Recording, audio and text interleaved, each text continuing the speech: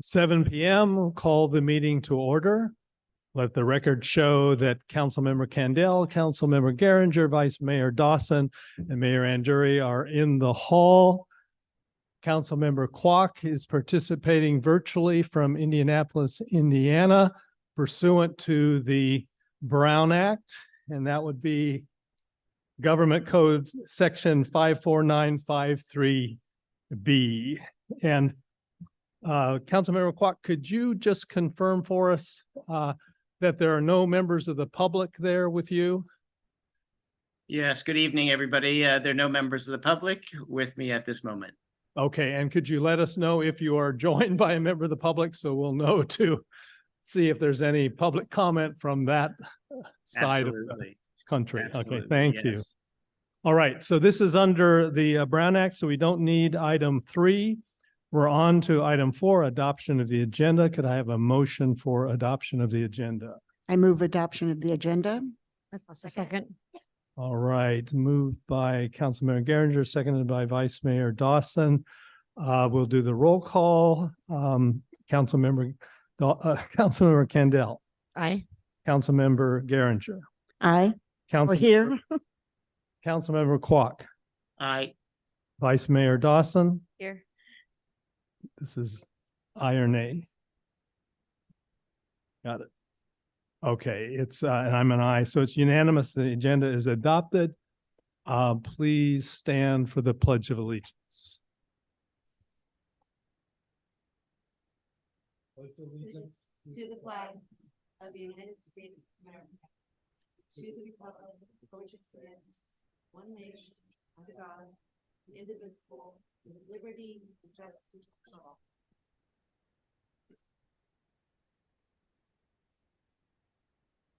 We're on to item 8, public comments. Since the COVID state of emergency ended in February, we've been conducting in-person meetings. We've also provided a teleconference option to the public as a courtesy.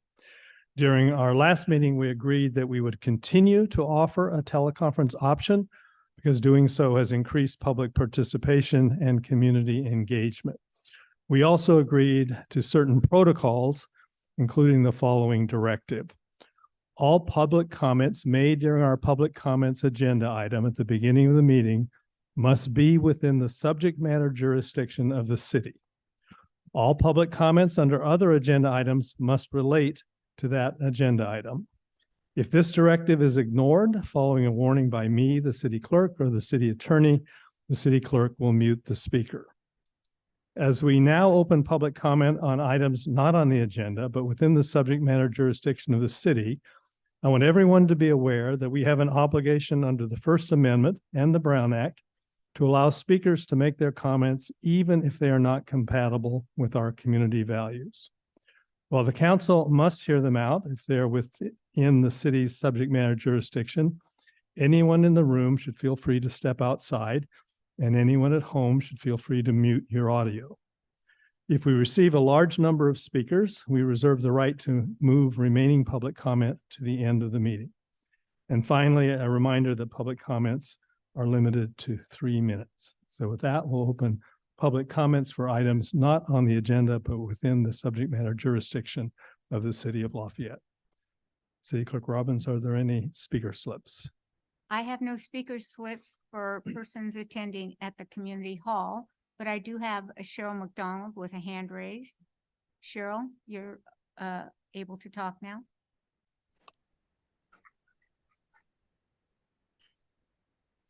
Hello. Welcome. Thank you. First, I'd like to say that it's my understanding that the city manager would report on future grants that are being applied for. I'm not sure if it's all grants that are part of the updates, but I hope so. I understand that this will be done. Cheryl, I'm having a very difficult time understanding. Is anyone else having difficulty? Just me. Okay, Let me try again. We're going to make an audio adjustment here. Oh, I can adjust too. Is that better? Okay, yes, that's better. Thank you. Okay. All right. Shall I start over? Yes, please. Okay.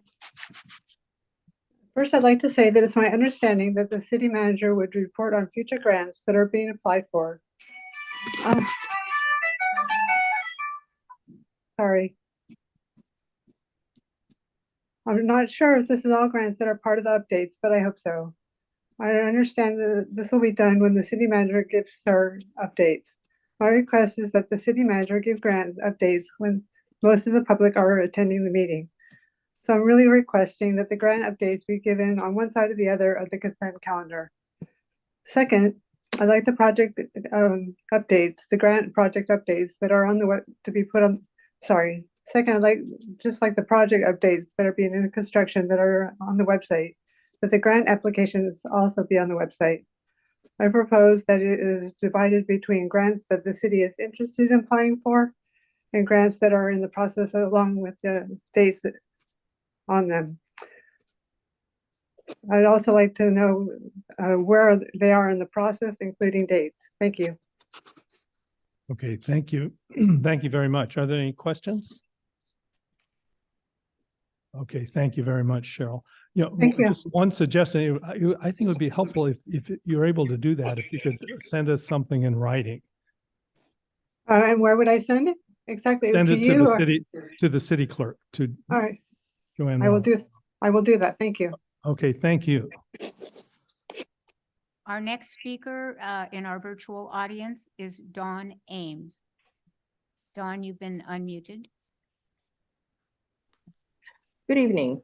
I just wanted to support Cheryl in her request to have grant updates be put in, maybe like the weekly updates or daily briefing even, and that applications be looked at and processed like what their stage is in the process, like the project applications that Greg Wolf receives or puts out, I believe, in the weekly or daily briefings.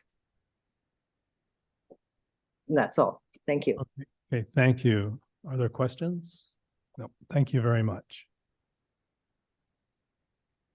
I have no additional speakers. Wait a minute. Rob Lavoie, I will allow Rob to speak at this time. Hello, Welcome. thank you. Hope everyone had a good Thanksgiving.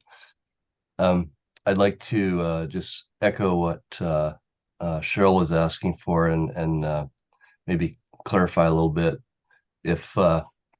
If the grants could be recapped, like maybe on a page on the website, like the the major construction projects, so it's always there, easy resource, so that we can see what grants have been applied for or about to be applied for, and which ones are coming down the pipe and the due dates, and then which ones are approved and just waiting for funding or a project. So that way people could find them in one place. I think putting them in some of the weekly publications makes it difficult, because then you have to hunt for where they went, or try and keep track of them all. So that's just my suggestion on that, related to Cheryl's comment. Okay, thank you. Questions? Okay, thank you very much. I have no additional speakers under public comments. Okay, we'll move on to item 9, City Manager's update. City Manager Srivatsa. Good evening, City Council and members of the public. Can you hear me? Who are in attendance and on Zoom. This is my the update that I provide. It's relatively new, so at every council meeting. From the police department, the PD hosted an active shooter training day at St. Mary's College on Tuesday, November the 21st. In attendance were Moraga and Orinda PD, Confire, Moraga Orinda Fire, and St. Mary's Public Safety.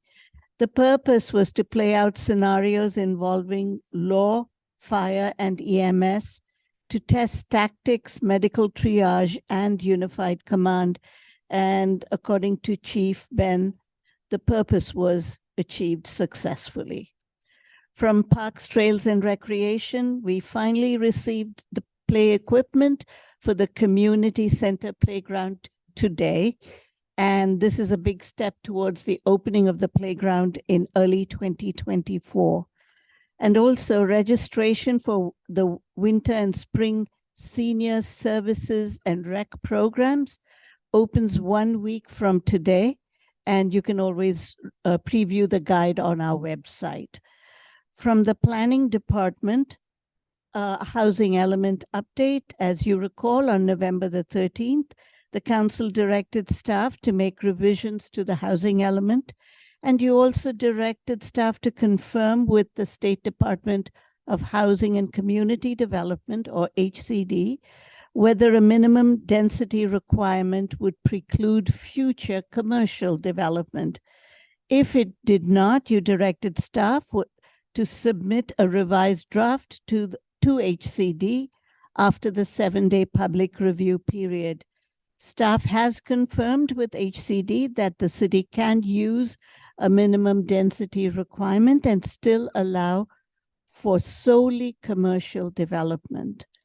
Staff and the consultants are working on the revisions to the housing element, and an updated draft should be available for public review by mid-December. Our hope is to resubmit the housing element to HCD by the 22nd of December. Staff has already begun working on tasks related to the rezoning to implement the housing element changes. And finally, from engineering, the department is hosting a public open house for the Connecting Lafayette Downtown Pathways and Schools Safety Project on December the 7th at the Lafayette Elementary School. This is the first open house for the project and an opportunity for the public to get information about the project and the various elements, including proposed pathways on School Street and Topper Lane, a formal pickup and drop-off area for Stanley Middle School on St. Mary's Road, and a sidewalk extension along the north side of St. Mary's Road. At the event, the project team will provide a brief presentation outlining the goals of the project. We will have workstations set up for each of the project elements, offering attendees the chance to engage with staff, discuss initial design alternatives, and provide valuable feedback. That's the end of my presentation. Thank you. Okay, thank you. Are there questions from council members? All right, are there any questions or comments from members of the public? Is there anyone online? Okay, thank you very much. We're on to our presentations. We have a great set of presentations this evening, and we're going to start with Nola Woods, Public Affairs Director of the Contra Costa Mosquito and Vector Control District. So, welcome to Lafayette. Thank you very much for having me tonight. I really appreciate it. And I am here tonight in part in hopes of piquing someone's interest to become, to approach you to be appointed as the new trustee to the district from Lafayette, because we do currently have a vacancy for Lafayette. Let's see. So just a little bit about what is the Contra Costa Mosquito and Vector Control District. Well, we are a public health agency, and we're dedicated to protecting the community from mosquitoes and other vectors of disease. And Contra Costa County citizens voted back in 1926 to create our district, and in 1927 we opened our doors, and we have a 100th anniversary coming up in just a few years. In 1993, Contra Costa County actually transferred their rabies risk reduction program and to us, and their rat and mouse program. And so that is when we became the Contra Costa Mosquito and Vector Control District. Of course, we were founded under the 1915 legislation that created mosquito abatement districts in California. And it was in 1993 that we took on the additional responsibilities of providing vector control services. So Our specific services, the specific insects and other animals for which we provide service are mosquitoes, rats and mice, skunks, ticks, yellow jackets, and we have a service for honeybees where we provide inspection and education, because we found that there were a lot of citizens in Contra Costa County who just referred to anything that was yellow and black as a bee. And so sometimes we'd come out and they were ground nesting yellow jackets, and that service would be different. And sometimes they were honeybees. So we have since adopted a honeybee service of inspection and education. Our funding is through property taxes and benefit assessment. So there is no additional charge when a resident calls or goes on our website and requests one of our public health services. And our Board of Trustees is 22 members wide. We have 19 who represent each individual city, and then 3 who represent the county at large. And as I did mention, I am hoping that maybe someone listening in tonight might be interested in approaching the City Council and asking to be appointed to our Board of Trustees. According to the California Special Districts Association, their board member handbook, the definition of what a Board of Trustee member should know about the job that they do: they represent the best interests of your community, they ensure the delivery of essential local services and infrastructure, and faithfully serve the public good while upholding the law. So in 2023, so far here in Lafayette, we have received 43 requests for mosquito service, 34 for mosquito fish service, 14 reports of neglected swimming pools, 83 requests for rat and mouse service, 25 for skunk service, 5 for tick ID, 1 for honeybees, and 283 requests from Lafayette this year so far for ground nesting yellow jacket service. And one of the things that we've received a lot of questions about, particularly lately, are what's with all the mice? Well, we have been directing folks to remember at the beginning of this year, we received 4 straight months of rain, and there is just so much more habitat. And when you have more habitat, you have lots of insects and other animals that have really proliferated this year. So that is our very scientific answer for why we have so many mice this year. So in addition to the residential services that we provide, district employees also inspect and treat public waterways, pastures, parks, and other agricultural areas where mosquitoes and other vectors of disease or harm can cause issues for neighboring residents. The latest vector-related issues in Contra Costa County, of course, as the weather has cooled, thank goodness, because West Nile virus season is now over for 2023, because it requires at least 55 degrees overnight for the virus to be able to replicate. So now that we have to bundle up a little more when we go out and we know it's cooler than that, that puts an end to West Nile virus season. But we did have 26 groups of mosquitoes that tested positive for West Nile virus this year. And because birds are often the first sign of West Nile virus in a particular area, and corvids, crows, and jays are very susceptible to West Nile virus, we actually had 95 reports of dead birds this year. We tested 95 birds, and that's a new record for us. So it was really, in addition to, we know folks have talked a lot about the mice being out, but it also was quite a year for West Nile virus as well. And we just want to remind folks that they want to dump and scrub containers to remove any standing water. And the scrubbing is important to remove any mosquito eggs that are left in the container. Make sure to wear insect repellent when mosquitoes are going to be present, and request mosquito service if you're having mosquito issues on your property. One last note for you before I go, I wanted to provide an update on the non-native invasive Aedes aegypti mosquito that we actually found last year in Martinez. We This is the mosquito that has spread really across California over the last 20 years or so. And it's the mosquito that's, responsible for spreading the causative agents of Zika and dengue fever and a yellow fever risk. They lay those individual sticky eggs. And that's why we're telling folks to be sure to scrub the containers after you dump out, because those eggs, not only are they sticky, they can remain viable for many, many months. So folks that would put their dump out their containers, if they don't scrub them, they put them away for the winter, they bring them back in the spring when they fill with water, those eggs are still viable, and you can have those dangerous mosquitoes all over again.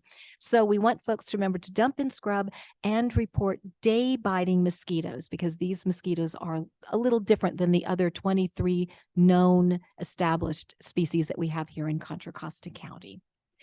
That is our district. Thank you again for inviting me. Are there any questions? Okay, questions? Well, first, let me say, I hope that we're able to identify a director who will be as good as Jim Fitzsimmons, our previous director. We were sad to lose him, so we will look forward to whoever our next trustee will be from Lafayette. Yep. And then could you go into a little bit of detail? I remember looking this up on the website a few months ago, but on the ground nesting yellow jackets Sure. and the service you provide and what you don't provide? Of course, of course. So ground nesting yellow jackets, we actually have 4 different kinds of yellow jackets here in Contra Costa County, 4 different specific species.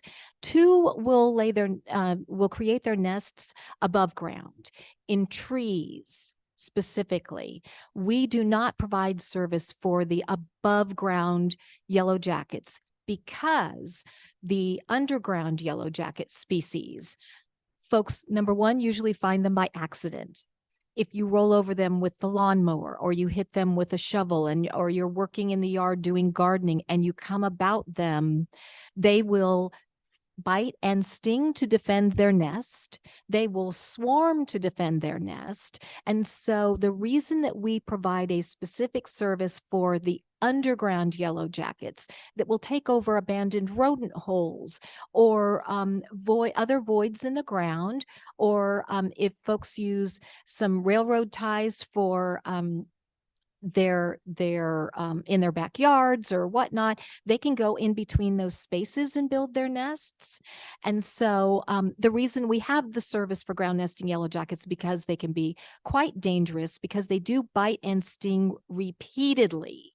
And so if someone is allergic, it can be quite dangerous, of course. So that is our service for the ground nesting yellow jackets. What we actually recommend is, it probably won't feel like it's very far from now, but usually around February or so, we actually tell folks Valentine's Day is when you want to put up any kind of yellow jacket trap you're going to put up in your yard, as far away from walkways, your patio, your windows, in the farthest corner of your yard.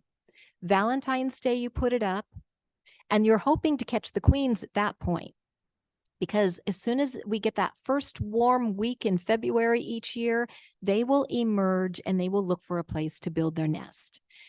Put it up at Valentine's Day and take it down at Father's Day, because you want to manage any yellow jackets that are in your yard. If you leave your traps up, and make sure you have the attractant in there, if you leave your traps up beyond Father's Day into the later summer months, you will be attracting yellow jackets from other neighbors' yards, and you don't want to do that. So the service that we provide specifically is, if a homeowner has reported a ground nesting yellow jacket, we will come out, we will take a look, we will confirm that they are ground nesting yellow jackets, because we do have one type of bumblebee that will build their nests underground. So we confirm that they are in fact ground nesting yellow jackets, and then we will treat that nest. Okay, thank you very much. Other questions? Is there anyone in the public? Any member of the public would like to submit a speaker's slip? Libby Henry. I'll call to the podium in the community hall, and any member in our virtual audience, if you would like to address NOLA from a vector control, please raise your hand. Okay, and while Ms. Henry is coming to the podium, this would be really good information to put in our Friday notes at the beginning of February. Absolutely. So, You know, Ms. Henry, my welcome. sister worked for your district many, many years ago, and I never knew what the vector stood for, meant. So my question is, can a resident like myself, can I call you for a rat problem? Is to get rid of rats? I live up on a hill in Happy Valley, and they're like, I gotten rid of them a couple of times before, I paid thousands of dollars to do so. But they are back. And I just wondered if I can use your district as a resource. You can absolutely use our district as a resource. Specifically, each public health service that we provide for each vector of disease or harm is specific to that. So for rats and mice, the specific service that we provide is we provide a property inspection to determine what is attracting them, how are they getting in, and then we have a detailed, actually a booklet that we provide. Not getting inside my house. Right, but they're getting into your property, right, Yeah. onto your property. And so we will give you in the back of our brochure, and you can actually see it on our website. If you look under our publications, there are pages of recommendations that we have, and we will mark the ones that are very specific to your property. Our service is inspection and advice. And so as a public So health you don't agency, actually we're not a get rid private of them. pest control agency. We're a public health agency. So the benefit is we will provide you with everything that you need to do, or if you choose to hire someone, you have all the specifics on what needs to happen to reduce the risk on your property. Oftentimes folks will have ivy or fruit trees, or have bird seed outside, or leave pet food outside, or things like that. Those are the easy ones, because they're common. And, you know, there's a saying, if you have ivy, you have rats. Well, they got inside one of my outside sheds, and actually they were eating. I'm a retired school teacher, and I had school supplies. They ate into plastic containers of Elmer's glue. Yeah, I can imagine. Yeah. I can imagine. Yes. I wouldn't, you know, You I wouldn't think wasn't considering that as a source of food for them. right. Thank you very much. You're very welcome. I think I do in my purse. I'll get it to you afterwards. All right. Hey, all right. Any other public comment? We have no additional speakers, Mayor Endry. Okay, thank you very much. We really appreciate your coming to speak with us this evening. This was great.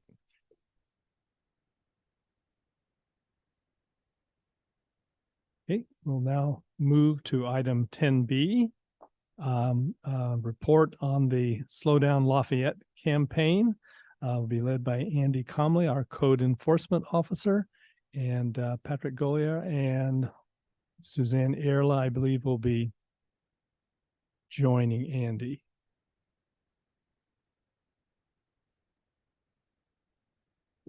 We've had a request for council members to speak into the microphone, please.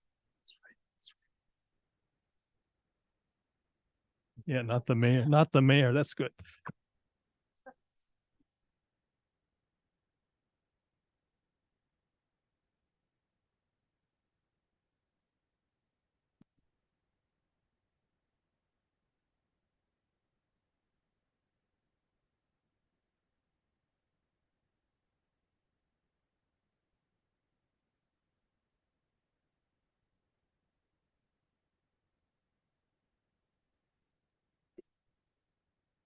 Right, council members, good evening, and thank you very much for the opportunity to give you a progress report on what we've been up to the last couple months. So we're going to cover Slow Down Lafayette just over the next few minutes. Started officially launched in early August, and really as equipment came in, it's been going strong for the last couple of months. So Slow Down Lafayette is part of the Vision Zero program the city adopted and started about 2 years ago. So our common goal across all of the city and the community is to reduce severe injury and fatal collisions in town. So this is the police aspect of it, of how we're contributing and working with the city and the community. So our primary thing for Slow Down Lafayette is we're actually using technology and education as our main approach to address how we can make the city safer. Two main things we're looking at. One is to identify current hotspots in town. So we know a fair amount about historically where we've had accidents, but things ebb and flow in terms of where the speeders are or where the accidents come and go. And so we're watching constantly for buildups of accidents, and we're also recording information about speed and volumes in particular areas to identify those. And then for the ones that look like there's a significant change or a concern, we're also doing mitigation, trying to reduce speeds and make that part of town safer. Second aspect is we're working with the community. So we can't do this on our own. We need the community support. And so part of what we're doing is working with local folks, and we'll be doing more in terms of public education as well to have everybody work together. So what is it we can really do to make Lafayette safer? So speed is the main thing that everybody talks about, is the primary thing. Can we reduce speed? That makes fewer accidents. It is the most critical factor. But it turns out all it takes is a few small changes to make a very big difference in terms of how critical an accident is. So it's not actually really speed that's the issue that causes a severe accident. It's the energy that's transferred and how fast it's transferred into a person at the time that you have a crash. And if you remember high school physics, the energy goes up as the square of the speed. So when you double your speed, you end up a fourfold increase of energy. So again, it's a driver, but the main thing is that we end up having more energy involved in collisions that can hurt people. The other thing is you're going twice as fast. So when you hit something, you're going to deliver that energy twice as fast as you would otherwise too. So the combination of those two is really the thing that make us very quickly end up with severe accidents with not too much increase in speed. So just a couple examples. A car driving at 35 miles an hour in a 25-mile-an-hour zone will have twice as much energy as somebody who was driving the speed limit at 25 miles an hour. It's only 5 or 10 miles an hour 10 miles an hour faster than they were going before, but it is double the amount of potential injury causing energy. Second is e-bikes are very popular these days, particularly amongst students in town. Typical e-bike goes about twice as fast as a pedal bike and weighs about twice as much. An e-bike going about 20 miles an hour actually has about 5 times the amount of energy as you would see on a normal bicycle that would be riding, say, 10 miles an hour. So it significantly increases the risk of injury by riding an e-bike the way you would normally do. So that's a good note for parents with their kids that are out on e-bikes. It's just education on that. So that's the bad news. The good news is, again, just making a small change, a few miles an hour, we can make a big difference in terms of the relative risk of the severity of an accident. Okay. So an example of one of the areas we focused on, just to give you an idea of what Slow Down Lafayette has been doing.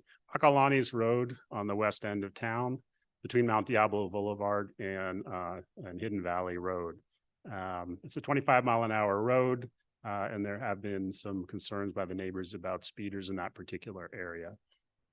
So we did a couple things. First thing we did is we put up a low profile radar device that captures speed and speed volume or traffic volume in that particular area. Doesn't capture any personal information about the car or the driver, but it does capture the quantity of vehicles and the speeds that they were going. So we got a baseline of what was going on, and it records both northbound and southbound traffic of what's happening. Second is we put a speed display sign up on the northbound side, so those headed up to Mount Diablo, that shows what their speed is. It's flashing if they're over the speed limit. And if they're really over the speed limit, it doesn't even tell them how fast they're going. It just tells them to slow down. And then we measured again to see what it looked like, what kind of changes we had made. And what we found was on the northbound side where the sign was, we saw somewhere between a 13 and 15% reduction in the number of speeders. And the number of speeders, we looked at two numbers. One is the number of people going 10 miles an hour or more over the speed limit, and the number of people going 15 miles an hour over the speed limit. In both of those areas, we tended to bring down relative to using the signs. And the second thing we did, or third thing we did, is we had police presence and started doing enforcement. We had a traffic officer, motorcycle officer go out just about daily. So they're not out there all day long. No, they're out there for 20 minutes, half hour, or an hour, but enough during the peak intervals so they're very visible and present on both directions of traffic.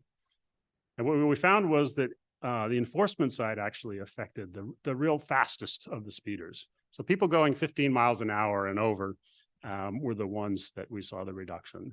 It's a little hard to get to attribute everything just to enforcement versus other things going on in the world, but roughly it was around 12 or 14% reduction of those people going 15 miles an hour or more.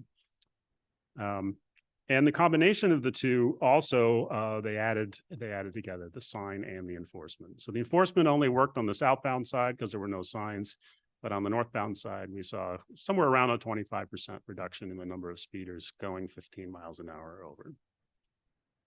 The only caveat on that, again, is there's a lot of external factors that we don't know exactly what happened.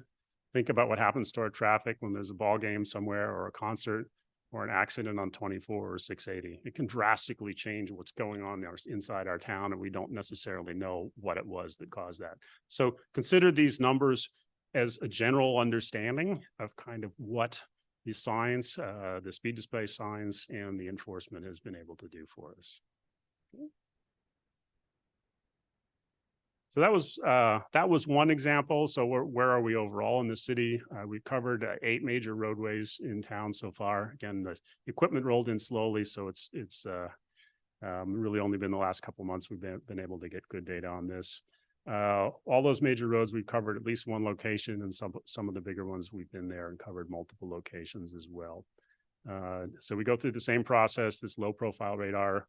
We measure to see what's going on. We've fortunately had several places where things look fine, so we moved on to somewhere else.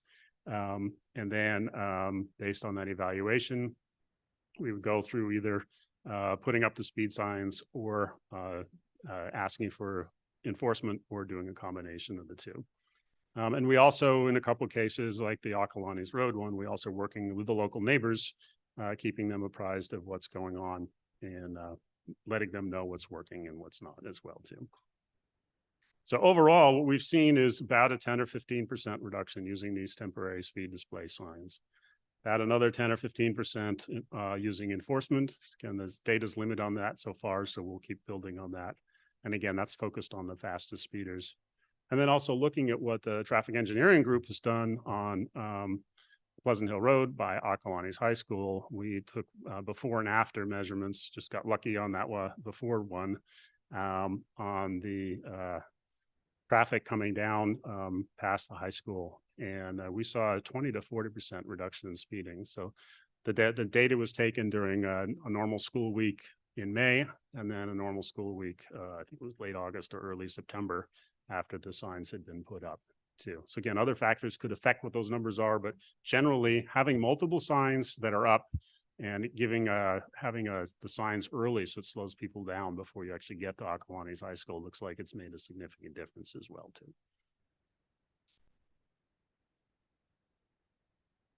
Okay, also, we're trying to do this by working closely with the community, providing feedback and awareness to everyone. So we all self-correct. Reality is we also do have to do police presence and enforcement.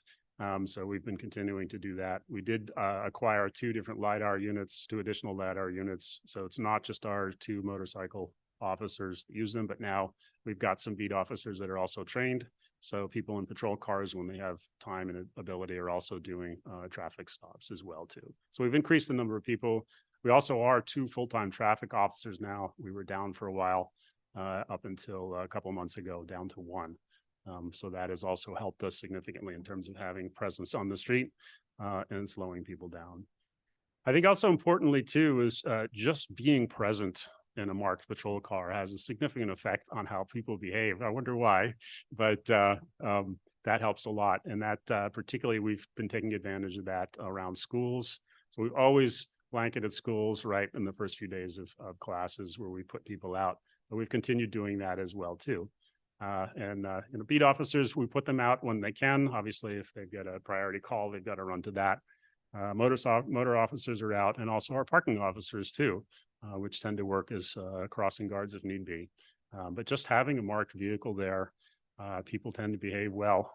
We've seen it when they're not in marked vehicles, and we've certainly gotten the feedback from crossing guards and others as well too.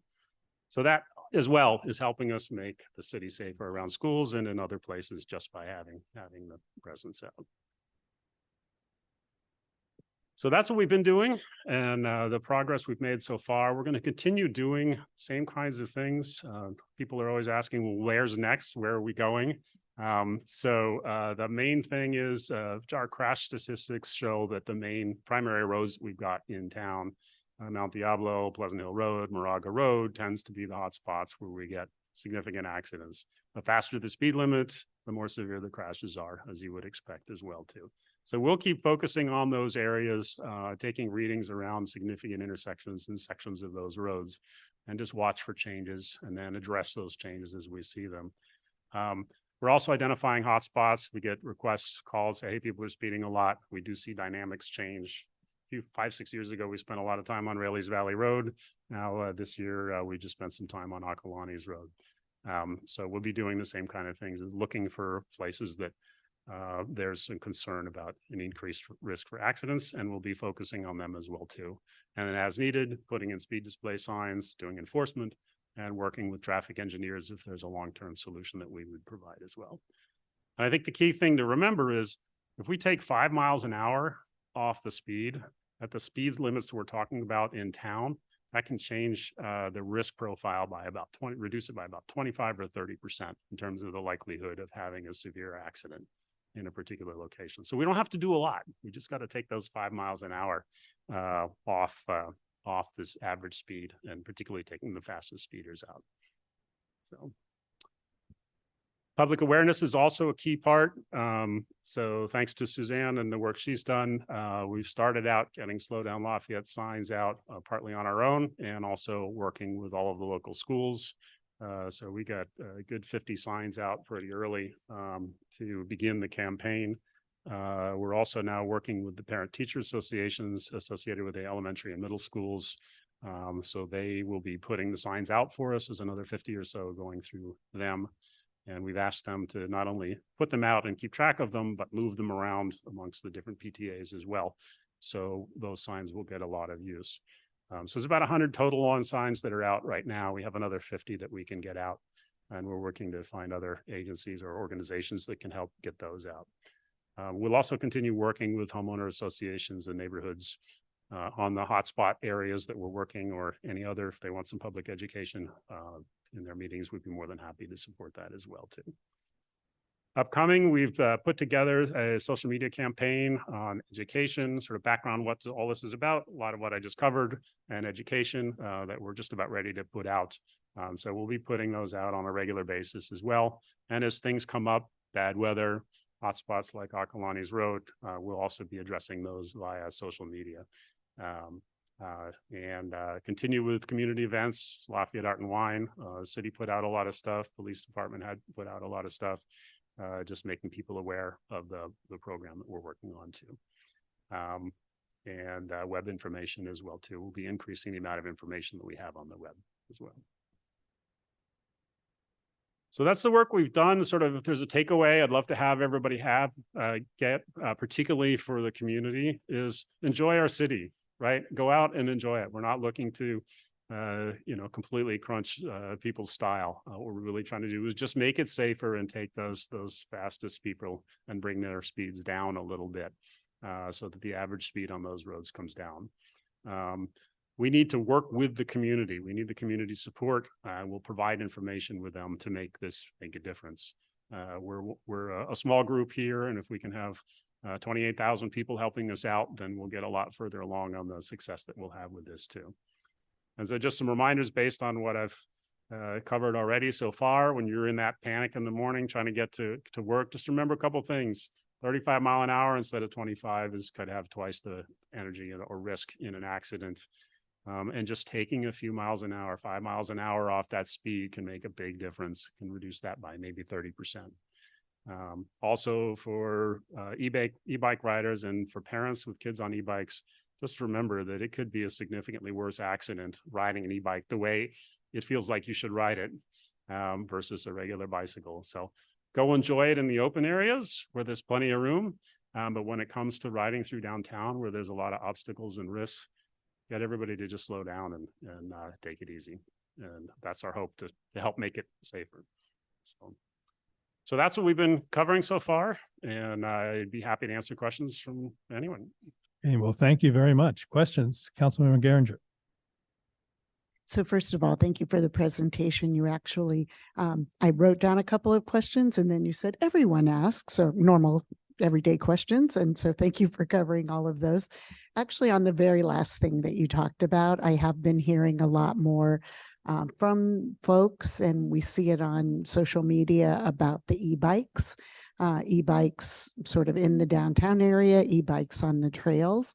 And so you just gave a statement, a call out to parents and students who, if anyone, is actually working on any education that may be specifically targeted at that. Is our Diablo Street Smarts as they come out to the schools, or is this another question, I guess, maybe for the schools? Yeah, I don't know what the schools have been working on. Obviously, it's a hot topic everywhere. All the local parks, same kind of thing. Yeah. And up in the top of Briones, it's 80% e-bikes these days. So big changes. Within the police department, we've had some active discussions, pulled up information about what's going on in other places. So I don't know specifics right now, but it's definitely a hot topic for us to keep an eye out for. We have done these bike rodeos in the past, kind of pre-COVID. We did a bunch of things. So I'm not sure what the plans are, but it wouldn't surprise me if we cover e-bikes the next time we do a bike rodeo as well. Thank you. I am hearing that on Ocklawanee's Road, you had a 25% reduction in speed when you combine the enforcement with the signs. And then on Pleasant Hill Road, a 20 to 40% reduction with the multiple signs. I consider that an unqualified success. I mean, is that how you're viewing this? Are you thinking that we got what we were aiming for?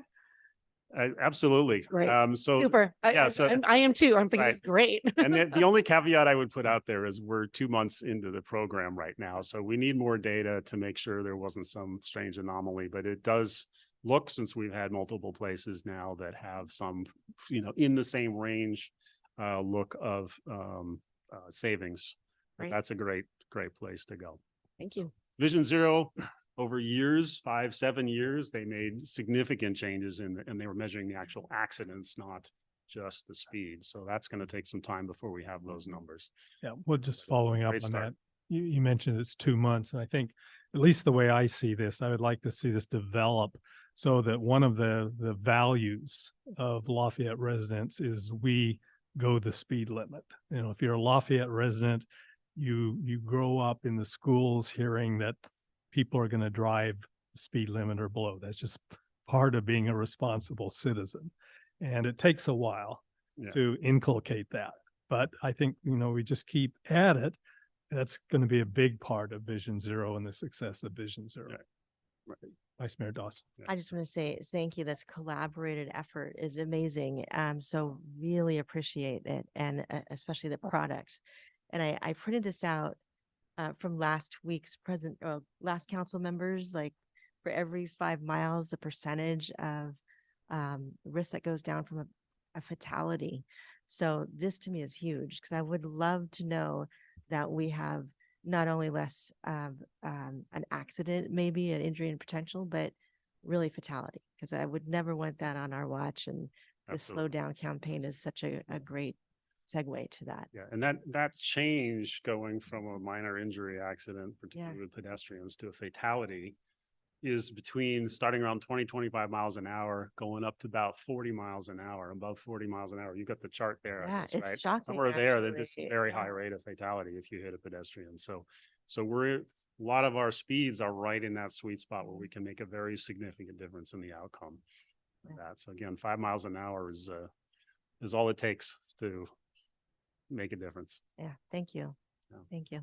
Okay, are there any public comments or questions? Mayor Anduri, I have no speaker slips for members in the community hall, and I have no hands raised from our virtual audience.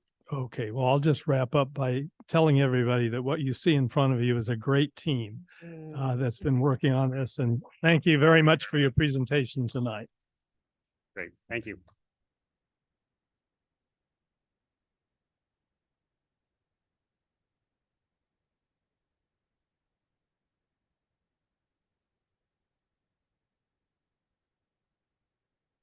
Okay, we're on to item 10C, the Crime Prevention Commission, update on goals and accomplishments. So Chair Riley, welcome.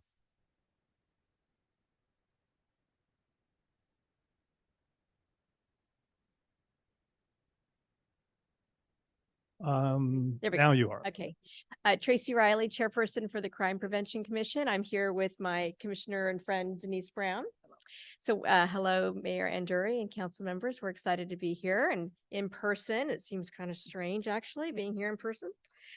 But we would, first I'll just quickly introduce who is on our commission. We've had a pretty stable commission for many years. So Denise, Larry Belusa, Dan Horowitz, Stephen Gelman, Reese Morgan, and Judy Peterson. So that comprises the 7 of us. And again, we've been on it together for quite some time.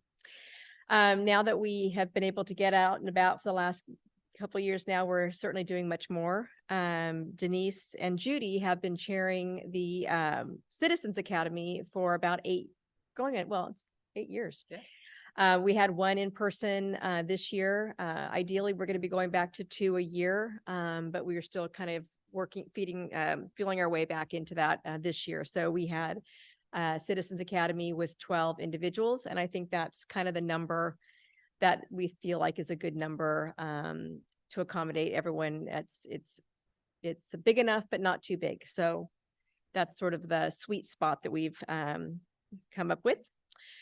We do neighborhood watches. We only had 1 request, but we're here. So that's kind of as needed. If people need that, we are certainly happy to help.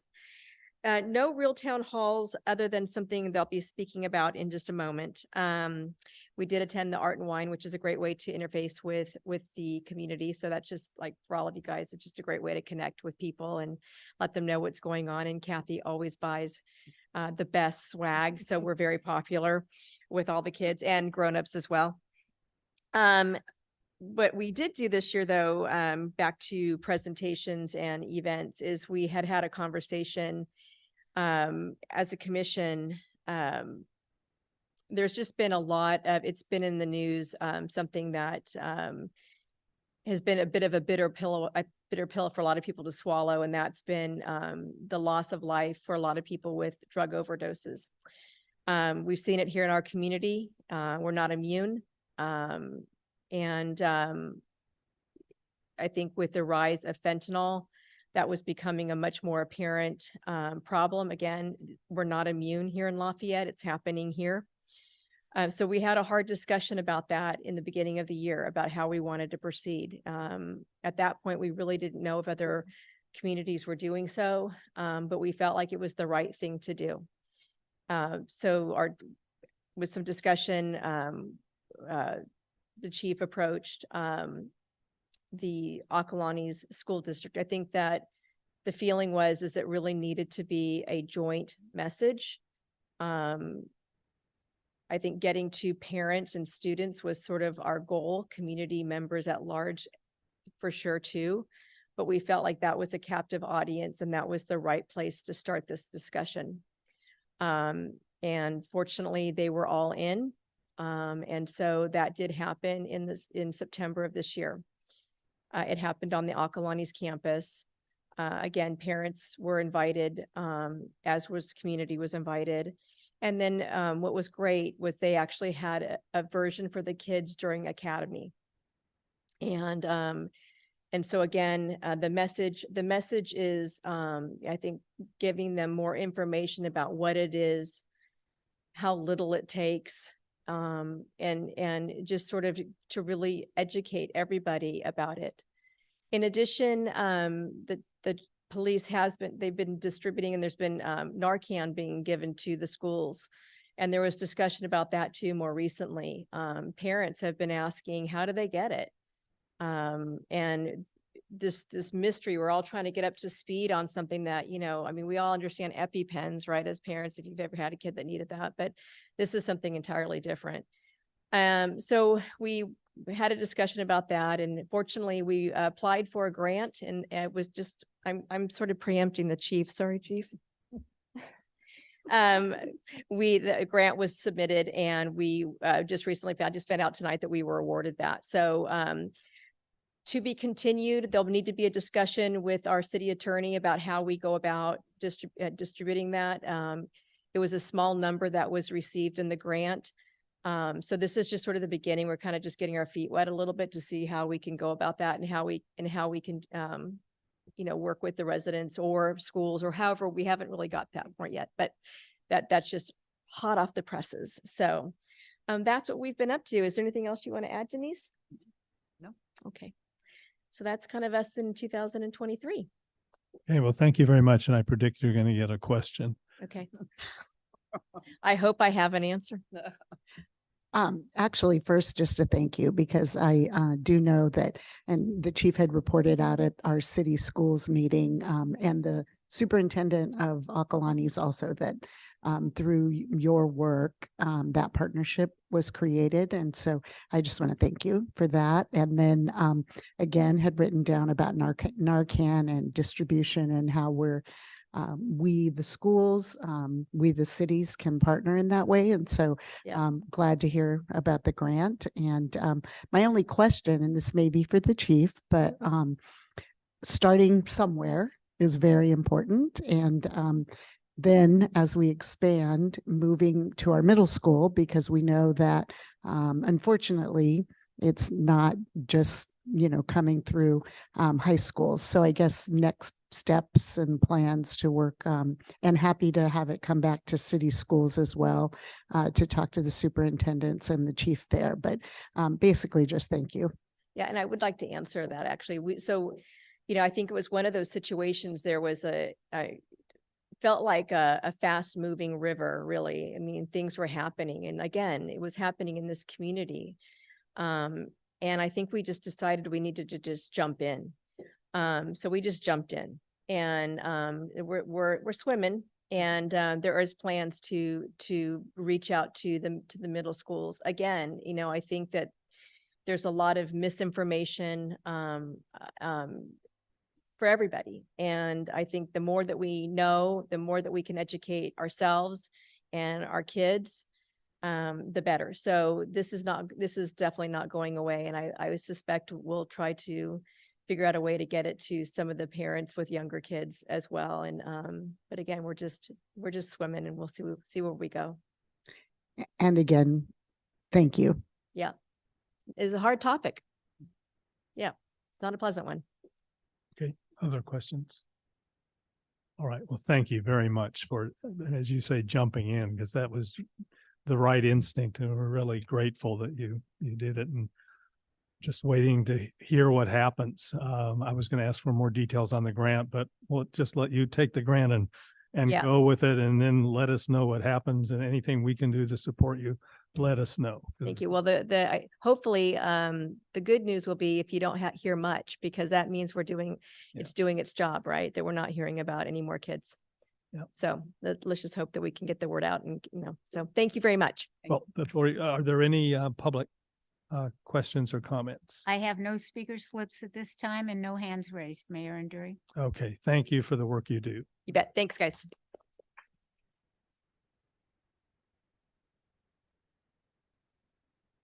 Okay, we're on to 10D, Emergency Preparedness Commission, sorry.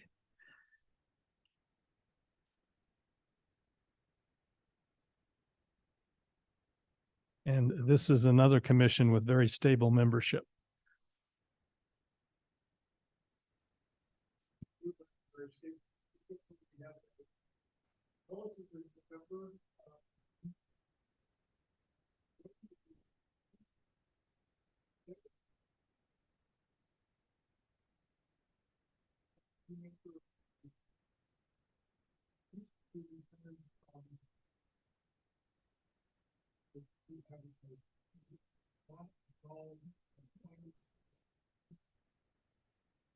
Oh, sorry. Will, our newest member, is recently retired from the fire district. So he has a lot of knowledge about fire and is a great asset for our commission.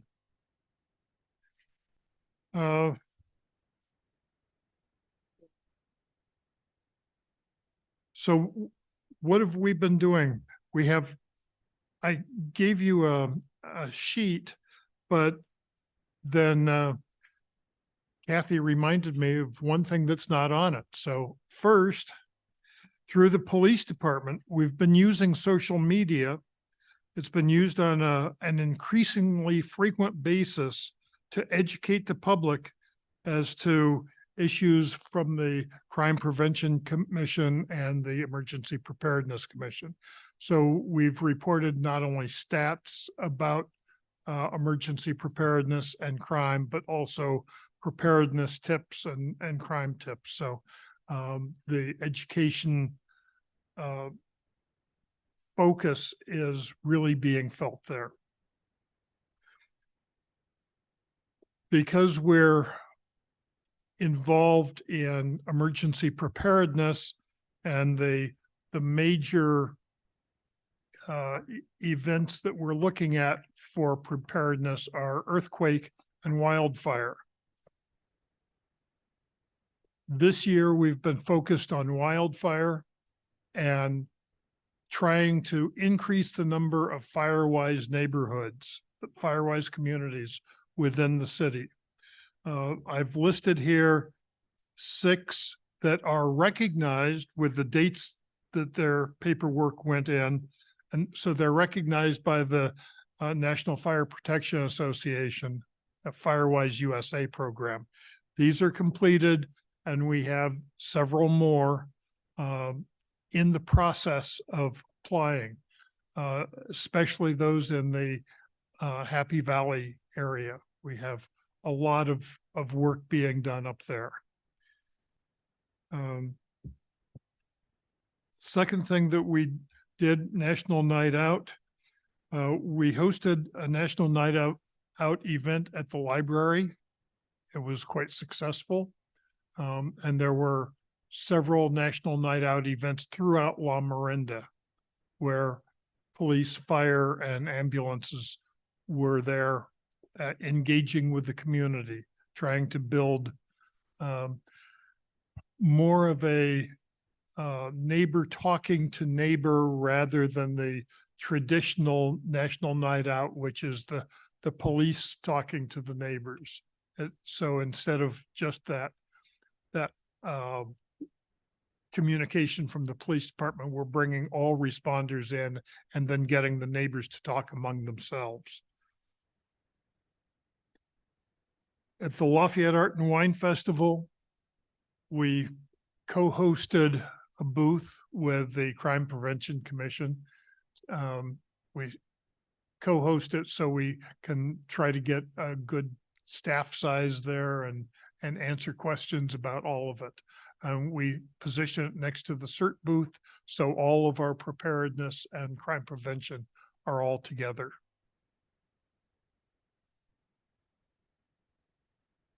Great Shakeout this year was a training event, which was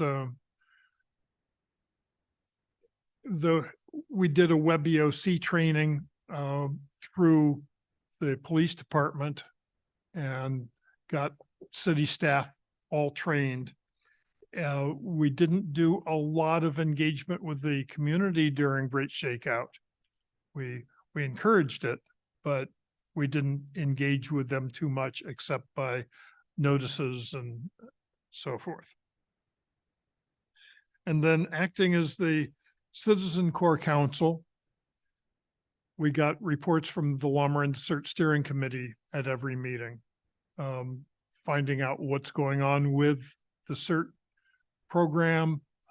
It's very active and increasingly active as it's building back up from its non-existence or non-activity state during the pandemic. So we're back teaching classes. The last class was graduated in March, and we had several Lafayette residents who graduated from CERT in March. Didn't you just finish one for the fall class? Pardon? The fall class just finished, didn't it? The what? The fall class? One just finished? Yes. March, you said. I'm sorry. It was not the March class. It was we finished on November 9th. So, yeah, I have all the classes in my head. So it was November 9th. We have another CERT class coming up at the Lafayette Community Center beginning in January. And it's a 9-week series on preparedness. So that's all I have. But the CERT class is free.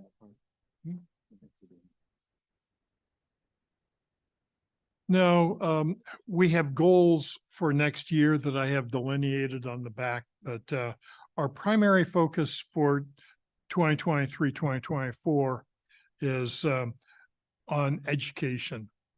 We're more concerned this year with educating the public, and we'll be working on reports of the emergency operations plan and the supplemental emergency support functions, but that's not the primary focus this year. We're focused more on education and getting mailers out to the public and getting social media out. So. Well, thank you very much. Appreciate questions. All right, are there questions from the public? Questions or comments? I have no speaker slips for members in the community hall, and I have no hands raised from our virtual audience. Okay, well, Can I just make one Okay. oh, comment? please, Ms. Hoover. An old timer. I was reading in the paper about Oh, yeah. Oh, I was reading in the little biweekly newsletter about the fire, the house fire in Canyon. That's an active group down there. They did really well with that. But in this article, the woman who experienced this, a Canyon resident, said she was so glad she had a go bag. So that's just a reminder for everybody. She was so glad she had her go bag. Yeah, great. All right, well, thank you. Thank you for coming to report to us, and thank you for all you do during the year. and thank you. And at this point, I don't know if the chief is going to come up and introduce.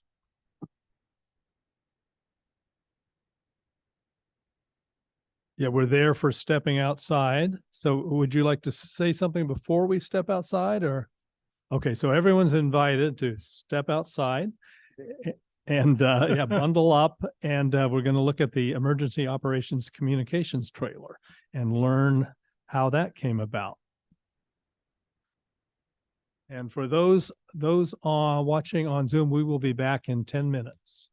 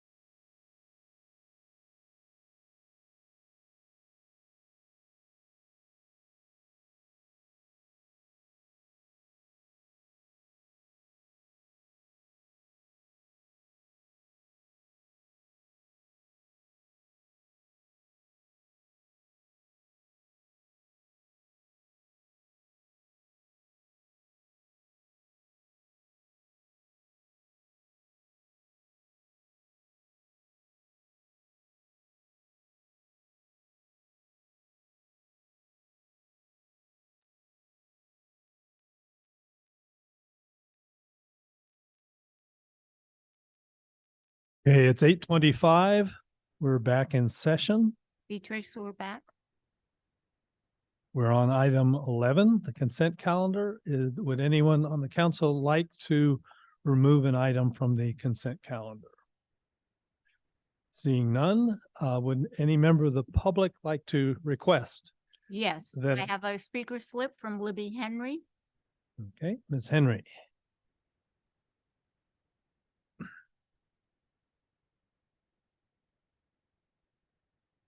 Hi, I'm have to preface this by saying now I'm very confused because I did get a message from Councilmember Kendall right before I came down here, actually. And I wanted to have the 11B removed from the calendar. But it may be perhaps because I don't understand exactly what you are voting on tonight. I don't, my impression, my thoughts were that ordinance 690 is an all-encompassing ordinance that says all the speed reduction recommendations have to be approved tonight, and that's it. We don't get a second chance. And we've had one public hearing, and I don't feel like that's sufficient. I don't feel like the reports that you've been getting, such as the one earlier tonight, are reflective of reality in Lafayette. I know the mayor wants to reduce, slow down Lafayette. But in actuality, the facts are, that we have very little problems in traffic related to speed. Okay, Um, if I could, But, let me, but if if I could explain where we are and then Okay, that might. okay, as you- yeah, that would be So helpful. at the last meeting, what the council decided, there are basically two parts to that ordinance that we considered. One is approving the engineering and traffic survey, which is required for our speed limits to be enforceable. And engineering and traffic surveys expire, and ours is expiring. So in order for our speed limits, any speed limits, to be enforceable, we need to approve a new engineering and traffic survey, and we need to do it by the end of the year. The second part of it in that ordinance was setting the speed limits, which included reducing the speeds on 8 road segments. We looked for a way that we could split the ordinance. We couldn't find a way to do it. So we ended up by everybody agreeing was that we would move forward with the ordinance. We would approve the ordinance primarily for the purpose of getting the new engineering and traffic survey approved by the end of the year. So we would have enforceable speed limits during the next year. And we all agreed that the reduction of speed limits that was proposed, that would have a public hearing in next year, either at the second meeting in January or a meeting in February. So we have not, I do not consider us to have substantively considered the speed limits. We're pledging to the public that we will have a full hearing on those speed limits in the new year. So any comment you have, if any comment today, frankly, it's not going to matter. We're going to do a full discussion next year. Okay, so, but you still have to consider. Well, the those way it 8 will work, places- we will approve the ordinance. That will include reduction of the speed limit on those 8 segments of road. That reduction, however, does not take place until July 1st. So when we come back in either the second meeting in January or in February, and we discuss the proposed reductions, if we decide that we do not want to reduce them, then we will put on the next agenda a revised ordinance and revise the ordinance that we're approving tonight. But are they all 8 together or No, no, you we'll can discuss, consider them we'll separate? consider them all, but they'll be considered separately. Okay. Yeah.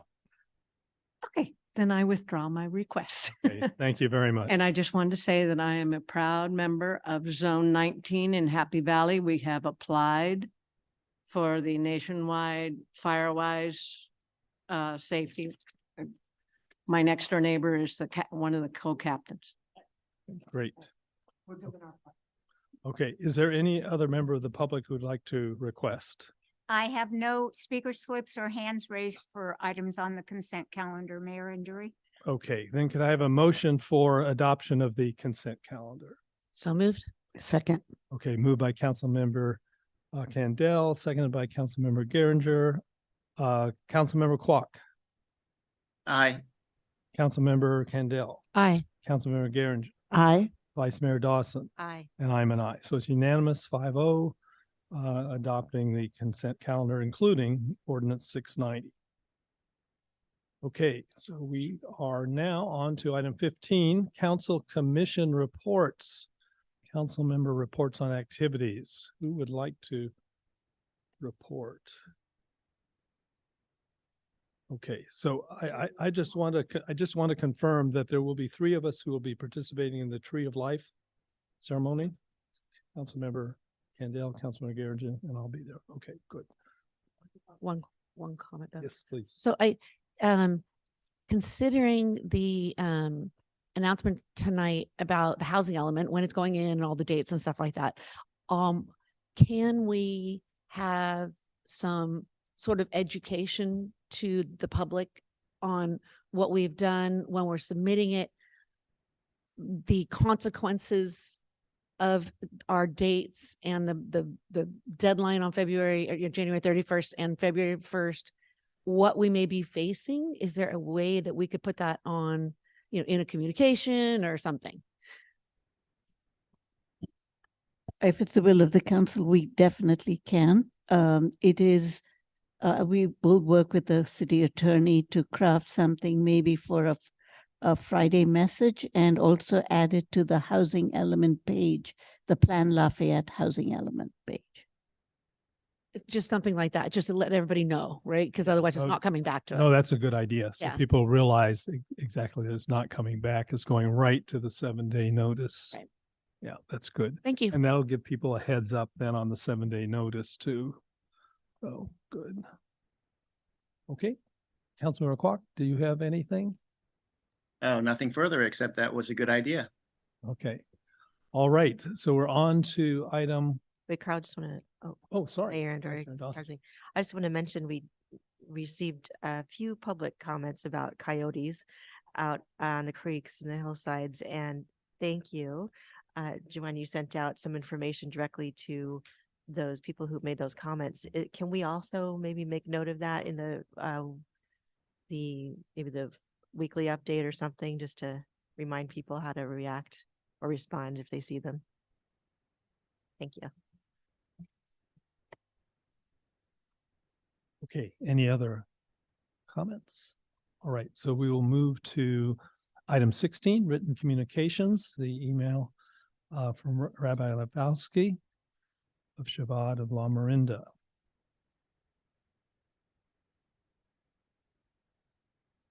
Okay, so he's asking us to approve placement of a menorah in Lafayette Plaza with the lighting ceremony on December 7th at 5 p.m. So any questions? No. Okay, are there any public comments? Mayor Anduri, I have no speaker slips and no raised hands from the virtual audience. Okay, can I have a motion for approval? Move to approve? Second. Okay, Councilmember Candell, Aye. Councilmember Geringer, Aye. Councilmember Quack, Aye. Vice Mayor Dawson, Aye. and I'm an aye as well. So can I ask who on the council will be able to participate? What time is the other program that we heard about on December? The town hall, yeah, at Lafayette Elementary School. Does that start at 7? Well, this says 5 p.m. for the menorah. Yes, I'm trying to, there's a 7 p.m. is the town hall, I believe. That's what I have on my calendar. Okay, well, I understand we're all welcome. So. All right. I attended last year and represented us and made some few comments. It was a beautiful event on our square, and I highly recommend if someone could attend. I'm a possibility, but if somebody else was a definite, Yep. that'd be great. Well, I'm definitely planning to attend, and it would be great if others could participate And as well. I Particularly, attended last year as well and the year before, and it is a very meaningful event in our community. okay, so that is approved. So we will now move to closed session. And I think we need to take public comment in case anyone has, okay, is there any public comment on the topic of the closed session, which is conference with real property negotiators, 3483 Mount Diablo Boulevard? Mayor Anduri, again, I have no speaker slips and I have no raised hands from members of our virtual audience. Okay, thank you very much. Then we will move to closed session and then we will return here to report out and then to adjourn.